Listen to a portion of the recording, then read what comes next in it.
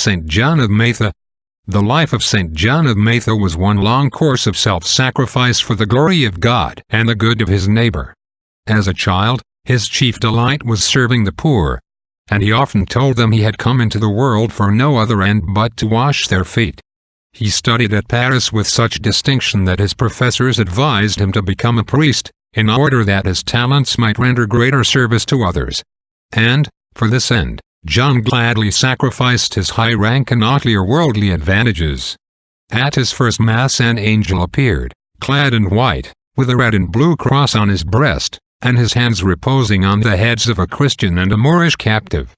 To ascertain what this signified, John repaired to St. Felix of Valois, a holy hermit living near Meaux, under whose direction he led a life of extreme penance. The angel again appeared, and they then set out for Rome, to learn the will of God from the lips of the sovereign pontiff, who told them to devote themselves to the redemption of captives. For this purpose they founded the Order of the Holy Trinity.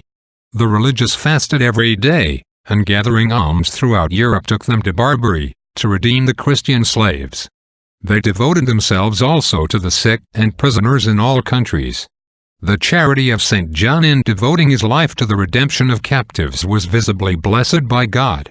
On his second return from Tunis he brought back 120 liberated slaves. But the Moors attacked him at sea, overpowered his vessel, and doomed it to destruction, with all on board, by taking away the rudder and sails, and leaving it to the mercy of the winds. St. John tied his cloak to the mast, and prayed, saying, "Let God arise, and let his enemies be scattered. O Lord, thou wilt save the humble, and wilt bring down the eyes of the proud."